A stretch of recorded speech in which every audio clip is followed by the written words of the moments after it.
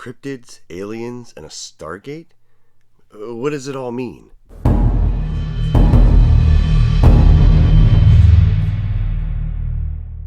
Welcome back to Cryptid Theory. Trementic here, and today I have something extremely juicy for you. I can't wait to beginning to explain this. So a couple days ago, I was approached by a community member. His name is Dad Hat, and he started telling me and explaining to me this theory that he had about how all of the 12 space rares, or the Majestic 12 as I've been calling them, how each one of them had a zodiac symbol on them. And he showed me the first 4 pictures that he actually had, and of course, boom, you could clearly see the zodiac. I went and found the picture of Foo Fighters, and we found the zodiac on that. The last one we were able to find that night was Sky Serpent, but the only picture you can actually see is the one from when it was in space with the rest of the space rares. So can't really decipher that one. But so far, since then, we've been able to actually figure out that Goro is Taurus, Roboflowers is Libra, Rougarou is Virgo, Gargantuan Gliders is Capricorn, Foo Fighters is Sagittarius, and the Monster of Partridge Creek is Pisces. Now, we're not going to be able to figure out the other ones until, of course, they are pulled. So, I mean, that's only 6 of the 12 that we know. Like I said, there is the one, the 7th that we know of, Sky Serpent. But without a clear picture, we're not going to be able to figure out exactly what constellation that one is tied to. Now, the really cool thing is that he was actually pointing out that this could be the tie from UFO, the seance. So of course I started looking more into it. I've really enjoyed us discussing it in the Discord the last couple of days, trying to flesh out more of it. But I've come up with something, and I think it goes a little bit deeper than just the connection of UFO to seance. Now, of course, me being who I am, I went back and I looked at the comics. And sure enough, they're not as clear as they are on the Majestic 12 cards.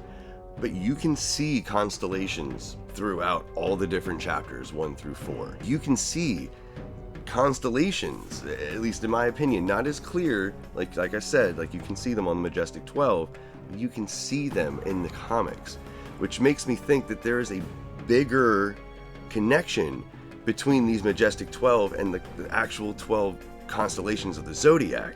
My favorite card that's in all of UFO is a common card, and it's called the Stargate Project. Now, the reason why is because of the flavor text, and I've talked about this before, about the flavor text. It reads, "Psychic energy is an underdeveloped form of magic. The men in black gave it their best try, but there appears to be a missing element. Perhaps a great seance can uncover the secrets of its power." Now, why do I bring up Stargate? Well, this goes to a crazy conspiracy theory about the Anunnaki and the Stargate that was put around planet Earth. Now, very briefly, because like I said, this is a crazy conspiracy theory. The Anunnaki were aliens that actually existed in our solar system thousands of years ago. They lived on the planet Tiamat, which is kind of located where the asteroid belt is. And what happened was they got into a war with another alien species. The aliens came to our solar system, literally destroyed Tiamat. That's why it's the asteroid belt now. It's also one of the reasons why they say the Great Flood, the Great Deluge, the Flood of Noah's Ark, why that's recorded in so many different areas of the planet is because when Tiamat was destroyed, it was mostly a water planet. A lot of the water actually made its way to Earth. So anyways, the aliens destroy the planet of Tiamat. The Anunnaki actually retreat back to Earth. Now, when the Anunnaki are here, the aliens attack the Anunnaki, actually defeat them here on planet Earth. And instead of destroying them completely, they put what they described as a Stargate around the planet. This Stargate was to prevent the Anunnaki from being able to exit, in essence, deep space. It existed around where the moon is to the rest of the orbit around Earth. Like, it was a circle around it. Okay, what does that remind you of? The veil. So, with this Stargate in place, no organic life was able to actually leave or literally get to Earth, in essence. That's what the Stargate was. It's interesting because it's kind of correlates with the real life idea of the radiation belt, which does exist around Earth and the orbit of the moon.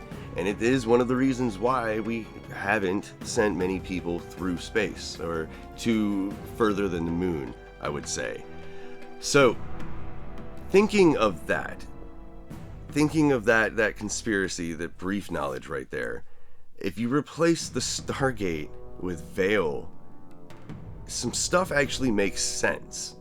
Something else too that's kind of interesting, that I kind of feel supports the idea of a Stargate, or a Veil, if you will, similar to the one I would describe, is in chapter 1, once the Veil breaks, there's actually an image of a satellite that's broken.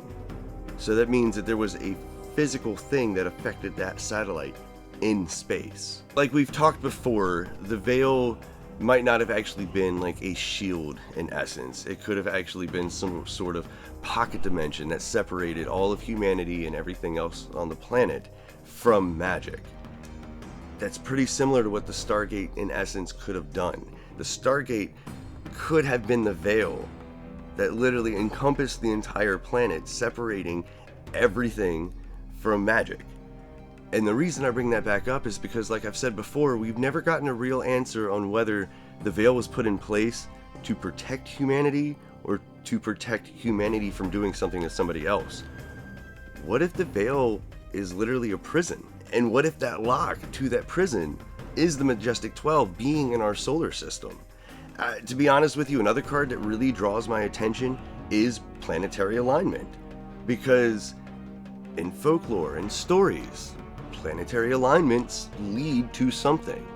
So I think we've been thinking about seance wrong, where it's not us trying to communicate with something, it's us trying to either summon or unshackle something.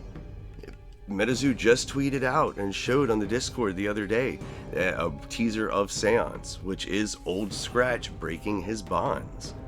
You gotta remember, Nightfall, yes, Old Scratch was the secret rare, but he wasn't out. Like, he was not out and about on Earth. So Old Scratch could be what is being summoned, or what is being released during Seance.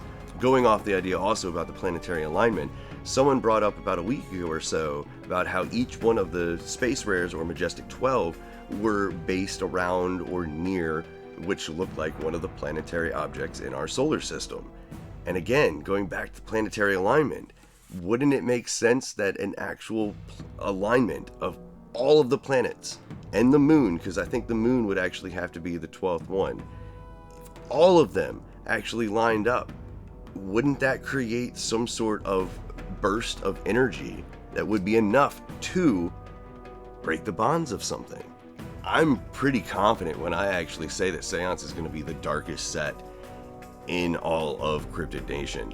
And that's because I think it is going to be the first time that we actually see the big bad, or at least the first big bad of the main storyline, of the main lore. I'm not fully convinced that it's Old Scratch, but to be honest with you, it would kind of make sense. There's another thing on the Discord that Andy, or Chaos Crystal Enthusiast, actually asked, or he mentioned the other day, which somebody was talking about Lechuza, and he was like, oh, I'm surprised that nobody's actually realized they're three friends. Of course, that got me thinking, and I was searching, trying to figure out some sort of connection. Somebody said that he had hinted at Palmala, so I went and started looking at Palmala, and I found out that Palmala, Wakanyan, and the Seven Thunders are all three Native American beasties, just like Lechuza, which is then a tie into Native as well, too. But the thing is, though, is that Lechuza is a witch. It literally states that it's a witch. So what exactly is this theory? Well, it is my belief that the Majestic 12, or the 12 space rares, have a direct connection to not only the different constellations in the zodiac, but also to the different celestial bodies that are actually in our solar system. The Sun, Mercury, Venus, Earth, the Moon, Mars, the asteroid belt, Jupiter, Saturn, Uranus, Neptune, and Pluto. It is also my belief that they have actually hinted at the constellations throughout the beginning of the storyline through the comics. I believe that as we start learning more about the Veil, that the Veil could have been something similar to the one that I described about the Anunnaki Stargate. that the veil could have been something that actually was keeping something here imprisoned on Earth. And it will take all 12 of the majestic 12, the space rares, and also the planetary alignment of the 12 celestial bodies in our solar system in order to release whatever that creature, being, or cryptid is. In essence, with the majestic 12 being here on Earth or in our solar system and the planetary alignment, I feel that something is about to be released that has not been free in a very long time.